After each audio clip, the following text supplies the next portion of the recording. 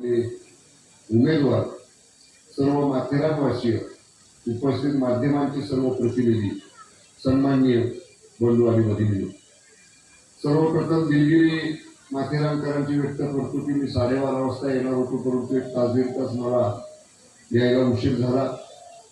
कारण आपण पाहताय मोठ्या प्रमाणामध्ये राज्यात नगरपालिका नगर परिषदेच्या निवडणुका सुरू आहेत. ज्या जिल्ह्यामध्ये मी येतो त्या जिल्ह्यामध्ये 7 नगरपालिकांच्या निवडणुका आहेत आणि 2 अधिकचे जिल्हे म्हणजे प्रत्येक मंत्र्याला 3-3 जिल्हे, स्वतःचे एकच 2 जिल्हे साहेबांनी दिले. मला सांगली आणि अहिल्यानगर, त्यामुळे शेजारचा सांगली जिल्हा आणि अहिल्यानगर ह्या तिन्ही जिल्ह्यांच्या निवडणुकांचं या ठिकाणी जबाबदारी पक्षाच्या वतीने या ठिकाणी आम्हाला पार पाडताना थोडी कसरत होती, थोडा वेळ होते प्रत्येक ठिकाणी जायला, पण आपण समजून घ्या अशी मला निश्चित खात्री आहे. मी बदललेलं माथेरान आज येताना पाहिलं, कारण फार अगोदर मी मगाशी रिक्षातनं येताना महेंद्र शेठला प्रशांत शेठला म्हणलं की जवळपास म्हणलं साधारण मला आठवत नाही पण 2002ला वगैरे मी माझ्या कुटुंबाबरोबर माथेरानला आलो आणि त्या रेल्वेनं आम्ही खाली नेरळमध्ये बसलो. इथं वर बाजारपेठे म्हणजे स्टेशन आहे त्या ठिकाणी उतरलो आणि पायी इथं रेस्ट हाऊस एक होतं. मला शेठला मगाशी विचारलं, इथं शासकीय वरच्या बाजूला रेस्ट हाऊस होतं, त्या रेस्ट हाऊस मध्ये राहिलो होतो आम्ही. पण सगळा धुरळा होता इथं धुरळा घोड्यांची येजा असायची, पण पूर्ण धुरळा असायचं. आज मी त्या इलेक्ट्रिक रिक्षामध्ये बसताना बघितलं तर तिथं बसलं पेवर ब्लॉक आहे टाकलेली. पण महेंद्र शेठ म्हणजे पेवर ब्लॉकची परवानगी सुद्धा आम्हाला कोर्टात आणावी लागली. कोर्टापर्यंत सुपरविजन कुठली कसली बॉडी आहे म्हणजे मॉनिटरिंग कमिटी आहे. ठीक आहे, मॉनिटरिंग कमिटीच्या संदर्भामध्ये त्यांची असेल, पण त्या मॉनिटर कमिटीमध्ये माझं तर मत आहे, सरकारचा मंत्री म्हणून माझं मत आहे, एक लोकप्रतिनिधी म्हणून माझं मत आहे की त्या मॉनिटर कमिटीवरती त्या मतदारसंघाचा आमदार आणि त्या गावचा नगराध्यक्ष हा पदसिद्ध सदस्य असला पाहिजे. कारण शेवटी मॉनिटर कमिटीनं काय करावं काय करू नये गावाचं मत मांडणारा गावाचा पहिला नागरिक नगराध्यक्ष आहे, त्यांनी तिथं त्याचं मत मांडलं पाहिजे. तालुक्याचा प्रथम नागरिक त्या तालुक्याला निवडून दिलेले आमदार आहेत त्यांनी तिथं मांडलं पाहिजे. पण आज मी सांगितलं की याच्यामध्ये सुद्धा या आचारसंहिता संपल्यानंतर पर्यटन विभागाला जर पुढाकार घेता आला तर जरूर पर्यटन विभाग पुढाकार घेईल. पण अशा पद्धतीनं बारीक बारीक गोष्टी ज्या डेव्हलपमेंटच्या आहेत परदेशामध्ये आपण पाहतो, आपण सांगतो की परदेशासारखी आम्हाला पर्यटन स्थळ करायची. एवढे जास्त काठी परदेशामध्ये डेव्हलपमेंटसाठी नाहीये. ठीक आहे, पर्यावरणाचे आहेत, एसटीपी प्लॅनचे आहेत, प्रदूषणाचे आहेत, पण जी तुम्हाला निसर्ग जपायचा आहे तो निसर्ग जपण्याच्या सुद्धा पद्धती आहेत ना. म्हणजे आज धूळ काढायचा म्हणजे याला केवळ डांबरीकरणच केलं पाहिजे, कॉन्क्रीटकरणच केलं पाहिजे असं नाही ना. जागा दगडामध्ये तुम्हाला काम करता येते, पेवर ब्लॉक बसून तुम्हाला काम करता येते. आता आमच्याकडे वन्यजीव आहे, माझ्या मतदारसंघामध्ये फॉरेस्ट आहे, अभयारण्य आहे, तुमचा परत व्याघ्र प्रकल्प आहे. आता आम्ही कोयनानगर माझ्याकडे सुद्धा एक पर्यटन स्थळ आहे, त्या परिसरामध्ये आम्हाला वॉकिंग ट्रॅक करायचं होतं. लोकांना शहरामधनं आलेल्या कोयनानगर धरण बघायला आले की त्या जंगलामध्ये फिरायला जावं असं वाटतं. उजरडे धबधबा म्हणून एक प्रसिद्ध धबधबा आमच्याकडे आहे, पण त्यावेळी असंच आम्हाला फॉरेस्टने सांगितलं की वॉकिंग ट्रॅक करता येणार नाही, रेलिंग बसवता येणार नाही. आम्ही खूप प्रयत्न केला, वन्यजीव विभागाच्या, फॉरेस्ट विभागाच्या, व्याघ्र प्रकल्पाच्या अधिकाऱ्यांच्या अगदी राज्यस्तरीय बैठका मी आमदार झाल्यावर घेतल्या आणि त्यातनं मार्ग काढून जांभा दगड जो निसर्गातला दगड आहे तो जांभा दगड बसून आपण ते वॉकिंग ट्रॅक या ठिकाणी तयार केले. तसे पर्याय करता येतात ना. शहराचा विकास करायचा म्हणजे प्रत्येक वेळी अडथळा करून उपयोग नाही. तर शेवटी हे एवढं निसर्ग आहे, चांगला निसर्ग आहे, तर 10-15 लाख पर्यटक येतात, ते 25 लाख कशी येतील. आता मगाशी कोणीतरी सांगितलं की आमच्या हॉटेल व्यावसायिकांना घरातल्या लोकांना ब्रेड ब्रेकफास्टची लायसन्स द्या. खरं या संदर्भामध्ये काहीच अडचण नाही. म्हणजे ब्रेड अँड ब्रेकफास्ट लायसन्स देण्याच्या अधिकार आमच्या पर्यटन खात्याकडे आहे. जर अशा पद्धतीचा एकत्र प्रस्ताव या ठिकाणी ज्याला ब्रेड अँड ब्रेकफास्टची लायसन्स पाहिजे त्यांनी जर माझ्या विभागाकडे दाखल केला, तेवढे आचारसंहिता संपल्या आमदार महेंद्र शेठला घेऊन आम्ही एक बैठक लावून आणि निश्चितपणे त्याच्यात सुद्धा तुम्हाला माथेरान करायला जे अपेक्षित आहे तशा पद्धतीचा निर्णय पर्यटन विभाग निश्चितपणाने तुमच्यासाठी या ठिकाणी करेल. मला आठवतंय 4-5 महिन्यापूर्वी मला पर्यटन खातं आल्यापासून आपले आमदार माझ्याकडे आग्रह करत होते की माथेरानच्यासाठी बैठक लावा. आमच्या 2 बैठका झाल्या. एक रोपवेचा विषय चर्चेला आला, दुसरा फ्युनिक्युलर ट्रेनचा विषय चर्चेला आला आणि तिसरा महत्वाचा विषय पार्किंग स्लॉटसाठी नगरपालिकेकडे सरकारी जागा हस्तांतरित करण्याचा विषय आला. तिन्ही विषयासंदर्भामध्ये शेवटी मला पर्यटनाचा विकास झाला पाहिजे, पर्यटनाचा विकास झाला पाहिजे जेव्हा आपण म्हणतो, मला प्रशांत शेठला आठवण करून द्यायची. विजन 2047 जेव्हा माननीय पंतप्रधान मोदी साहेबांनी आपल्या देशासमोर ठेवलं, त्यात पहिल्या 5 प्रायोरिटीमध्ये टुरिझमला प्रायोरिटी दिली गेली आहे. माननीय मोदी साहेबांनी सुद्धा हे सांगितलं होतं की देशाचा विकास जोपर्यंत टुरिझम सेक्टरचा विकास तुम्ही देशामध्ये करत नाही, फॅसिलिटीज टुरिस्टला तुम्ही देत नाही, नेचर ब्युटी जो निसर्ग भारतामध्ये आहे तो निसर्ग, त्या निसर्गाच्या सानिध्यात जाऊन राहण्याची, वावरण्याची जोपर्यंत पर्यटकांना तुम्ही सगळ्या फॅसिलिटीज पुरवत नाही तोपर्यंत तुम्हाला पुढच्या गोष्टी शक्य होणार. म्हणून पर्यटनला, टुरिझमला माननीय मोदी साहेबांनी प्रायोरिटी देऊन टुरिझम सेक्टरला सुद्धा या ठिकाणी बढ़ावा देण्याच्या सूचना सगळ्या राज्यांना या ठिकाणी दिलेल्या आहेत. आणि माथेरानच्या बाबतीत सुद्धा आपण सांगितलं तसं आता टुरिस्ट आल्यानंतर, पर्यटक आल्यानंतर त्याला वाहन चालायची जर जागा सुरक्षित उपलब्ध झाली नाही, आता सांगितलं मला मध्यंतरी बैठकीमध्ये चर्चा झाली की ती शासनाकडे जागा आहे, तर शासनाकडनं ती नगरपालिकेकडे हस्तांतरित फक्त या ठिकाणी करायचे आणि विनामोबदला करायचे अधिकार एकनाथ शिंदे साहेबांचा. आणि महेंद्र शेठ म्हणलं तिकडे काय नाही म्हणणार नाही शिंदे साहेब, कारण निश्चितपणे महेंद्र शेठ पूर्वेने आग्रह केला. आता त्यांनी सांगितले 84 कोटी रुपये माथेरानला आणले. मग अशी कर्जतला ऐकले 119 कोटी रुपये आणले. मी म्हणलं कशाला मंत्री झालो, आमदार नुसतं राहिला सुद्धा बरं झालं असं, एवढा निधी या ठिकाणी आणता येतो. तर मंत्री म्हणजे काय, पुढे एक पोलीस गाडी, मागे एक पोलीस गाडी, सलूट मारायच्या लोकांनी एवढंच बघतो. एवढा निधी कुठे आहे मंत्र्याला? निधी आमदारालाच आहे. काय प्रसंग आता महेंद्र शेठचे आकडे ऐकून मी आता गेल्यावर हिशोब लावत बसणार आहे आपल्याला बॅकलॉग कसा भरून काढायचा. म्हणजे तो उलट झालं. आमदार मंत्र्यांकडनं येऊन आधी शिकायची की कसा निधी आणायचा, आता मंत्र्याला शिकायला लागतं आमदाराकडनं निधी कसा आणायचा. क्लास लावायला लागेल बहुतेक मला तुमचा. आणि मी आता 4थ्या टर्मचा आमदार आहे, तुम्ही 2ऱ्या टर्मचे आमदार आहे, पण आम्हाला ओव्हरटेक करून पुढे गेला निधी आणायच्या बाबतीत. पण समाधान आहे मला की आमदार एक सहकारी कसा असावा, तर असा असावा आपल्या मतदारसंघासाठी जिद्दीनं सर्व वेळ आपल्या मतदारसंघाचे प्रश्न सोडवणारा या ठिकाणी असला पाहिजे. निश्चितपणे मला आपल्या सगळ्या माथेरानकरांना सांगायचे की चांगला लोकप्रतिनिधी तुम्हाला मिळालाय.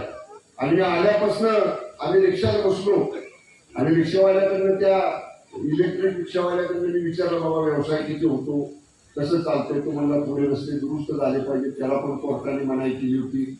मग पाठी आमच्या मोरतात रिक्षाची, त्यामुळे आमच्या म्हणलं 4 तर रिक्षा दिलेल्या, 4 हात दिलेल्या रिक्षापैकी 4 रिक्षा म्हणजे गॅरेजलाच आहेत.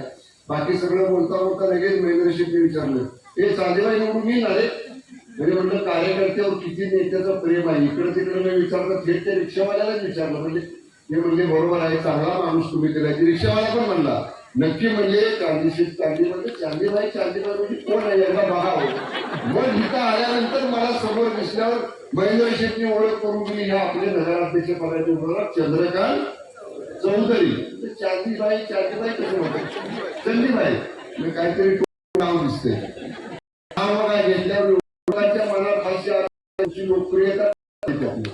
पण तुमच्यासाठी माघार येणारे शहर प्रमुख मनोजजी यांच्या हातात हात घालून काम केलं पाहिजे. कारण त्यांनी मनाचा मोठेपणा दाखवला, भाषण होतो ते काय की मला शहराचा विकास करायचा आहे आणि चंदीबाईच्या रूपाने आम्हाला दोघांना मिळून माथेरान पुढे न्यायचंय. त्यामुळे नगराध्यक्ष होईपर्यंतच नाही, नगराध्यक्ष झाल्यावर सुद्धा जुनी अशीच राहू द्या कायम. एवढं या ठिकाणी मला तुम्हाला दोघांना शुभेच्छा द्यायच्या. आणि नगरपालिका, नगर विकास खातं बघा, मी काही उगाचच बोललो ना, आमदार तुमची हुशार आहेत. कसे हुशार आहेत? माथेरान नगरपालिका आहे, नगरपालिकेचं नियंत्रण नगर विकास खात्यात. माथेरान हिल स्टेशन आहे, म्हणजे पर्यटन स्थळ आहे, पर्यटनाचा विभाग पर्यटन खात्याच्या अखत्यारीत. आता नगर विकास तर शिंदे साहेबांकडे आहे, साहेब आमचे नेतेच आहेत, त्याच्यामुळे त्यांचा प्रश्नच नाही. तिने बरोबर मला सांगितलं की शंभूराजे तुम्ही माथेरानला एक तासभर आलं पाहिजे, तिथल्या माथेरानच्या विकासासाठी तुमच्याकडनं निश्चितपणे आम्हाला काही गोष्टी या ठिकाणी करून पाहिजे आहेत.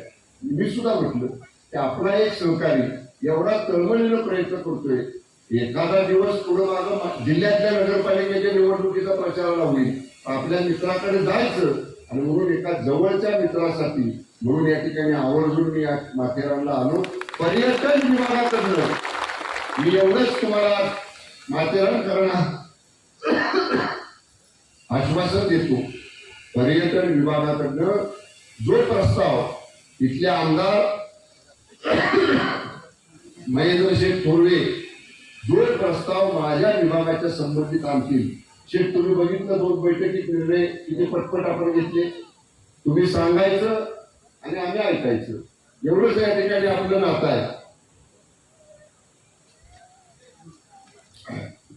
त्यामुळे पर्यटन विभागाकडनं माथेरानचा भविष्यातला 5 वर्षाचा प्लॅन आपल्याला तयार. एका वर्षाचा ना यंदा निधी दिला आणि संपला माथेरानचा विकास असं नाही.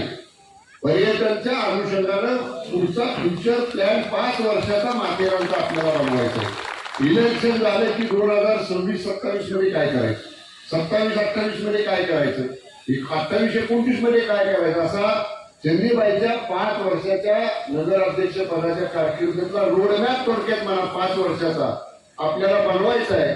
रोडमॅप माथेरानकरांच्या संमतीनं आपण तयार करू. त्याला निधी द्यायची जबाबदारी पर्यटन खात्याचा मंत्री म्हणून माझा राहील. ज्या वर्षातलं जे काम त्याच्यामध्ये घेतलंय तेवढा पैसा त्या वर्षी माझ्या बजेटमधनं, माझ्या विभागाच्या बजेटमधनं त्याला तरतूद करून देण्याची जबाबदारी माझी. आपण बदललेलं माथेरान या ठिकाणी आपल्याला इथून पुढच्या काळामध्ये या ठिकाणी दाखवायचंय. आपण इथं इलेक्ट्रिक रिक्षा आणल्या, काही गैरसमज आमच्या अश्रू मालक जे आहेत त्यांचा झाला की या ई रिक्षांच्यामुळं अश्वांच्या वरती ज्यांचा व्यवसाय किंवा घोडसवारीवर ज्यांचा व्यवसाय अवलंबून आहे, पण त्याचा परिणाम बिलकुल या ठिकाणी आपण होऊ देणार नाही. पर्यटन खात्याचा मंत्री म्हणून मी एवढीच ग्वाही आपल्याला देतो, ई रिक्षांच्या बाबतीची जर भूमिका या ठिकाणी आपण स्वीकारली, पण ती स्वीकारत असताना अश्वचालकांची, अश्व मालकांची किंवा त्याच्यावर अवलंबून असलेल्या लोकांची सुद्धा कुठं गैरसोय, कुठं अडचण, त्यांना कुठं त्रास होणार नाही याची सुद्धा दक्षता इथले आमदार आणि मंत्री म्हणून या ठिकाणी नक्की आम्ही सगळेजण या ठिकाणी घेऊ. मला आपल्याला एवढंच सांगायचंय, महायुती म्हणून आपण इथे एकत्र आलेलो आहोत. आज माननीय शिंदे साहेबांच्या नेतृत्वाखाली, माननीय फडणवीस साहेबांच्या नेतृत्वाखाली जेव्हा एकत्र आपण काम करतोय तेव्हा आपल्याला विकासाचं विजन असलं पाहिजे. मी का सांगितलं आपल्याला माननीय मोदी साहेबांचं उदाहरण की 2047चा भारत याच्यावर जेव्हा माननीय पंतप्रधान महोदय भाष्य करतात तेव्हा ते काही प्रायोरिटी सेक्टर, प्राधान्यक्रम देशासमोरचा ते ठेवतात की कुठल्या क्षेत्रामध्ये आपल्याला जादा प्रगती करायची. इन्फ्रास्ट्रक्चर डेव्हलपमेंट आहे, तसंच मोदी साहेबांचं विजन टुरिझमच्या बाबतीत आहे. टुरिस्टला अट्रॅक्ट करणं आणि टुरिझमवर अवलंबून असणारी इकॉनॉमी ही देशाची वृद्धिंगत करणं, याच्यावर सुद्धा माननीय पंतप्रधानांचा फोकस आहे. याचा आधार घेऊन राज्य सरकारच्या निधीतले काही प्रकल्प, केंद्राच्या निधीतले काही प्रकल्प असे संयुक्त आणून माथेरानचा पर्यटन दृष्टीनं एक चांगल्या पद्धतीचा आराखडा बनवून, केवळ तो आराखडा कागदावर राहणार नाही, दरवर्षी त्यातली कामं माथेरानकरांना दिसतील अशा पद्धतीचं काम इथून पुढच्या 5 वर्षामध्ये निश्चितपणे या ठिकाणी आपण करू एवढा विश्वास व्यक्त करतो. इथल्या रोपवेचा विषय मध्यंतरी चर्चेमध्ये, बैठकीमध्ये आला, पलीकडं ट्रेनचा विषय दोन्ही वेळा चर्चेमध्ये आला. मी आपल्याला एवढंच सांगेन की ह्या दोन्ही प्रस्तावामध्ये जी जी जबाबदारी माझ्या पर्यटन विभागाशी संबंधित येईल, जी जी जबाबदारी आमच्या MTDC महाराष्ट्र पर्यटन विकास महामंडळाच्या संदर्भात येईल, या सगळ्यांसाठी पर्यटन खात्याचा मंत्री म्हणून माथेरान विकासासाठी निश्चितपणे तुमच्या सगळ्यांच्या पाठीशी, तुमचा एक छोटा भाऊ म्हणून मी पाठीशी ठामपणे उभा राहील एवढा विश्वास सर्व माथेरानकरांना या ठिकाणी देतो. आणि मगापासून सगळेजण सांगतायत की शंभूराजांना जायचंय. मला एक अत्यंत जवळचं 6:30 वाजता सातारा जिल्ह्यामध्ये एक आमच्या जवळच्या संघटनेतल्या पदाधिकाऱ्यांच्या मुलाचं लग्न आहे. त्यामुळे ते लग्न मला चुकवायचं नाही. त्या लग्नाला वेळेत जायचं असल्यामुळे मी मगापासून गडबड करतोय. महेंद्र शेठला एवढं पण म्हणलं, माझा जरी उपास असला इथं फराळाचं देऊ नका, पार्सल करून गाडीत द्या, गाडीत जाताना फराळाचं करतो तर कुठं मला लग्न वेळेमध्ये सापडेल. पण तुमच्यातला उत्साह आज या ठिकाणी मी पाहिला. शिवसेना, भाजपा, RPI आपण सगळे महायुतीमधून एकत्र आहोत. त्यामुळे संजयबाई तुम्ही निवडून तर येणार आहे, पण आता जसं बोलवलं सभेला, निवडून आल्यावर 2 दिवस राहायला बोलवा. म्हणजे माथेरानमध्ये नेमकं काय काय बदल झालाय असं बघता तरी येईल आम्हाला, कारण आमच्या वाटेवरच आहे मुंबईला जाताना येताना. त्यामुळे निश्चितपणे तुम्हाला मनापासून शुभेच्छा देतो. आणि येणाऱ्या 2 तारखेच्या या नगर परिषद निवडणुकीमध्ये, सार्वत्रिक 2025च्या निवडणुकीमध्ये महायुतीचं ज्या ठिकाणी धनुष्यबाण आहे त्या ठिकाणी धनुष्यबाणासमोरचं बटन, आणि ज्या ठिकाणी कमळ आहे त्या ठिकाणी कमळासमोरचं बटन दाबून महायुतीच्या सर्व उमेदवारांना आपण प्रचंड बहुमताने विजय करावं एवढी विनंती आपल्या सगळ्यांना करतो. या ठिकाणी केलेल्या स्वागत सत्काराबद्दल माथेरानवासियांच्या मनापासून आभार मानतो आणि थांबतो. धन्यवाद.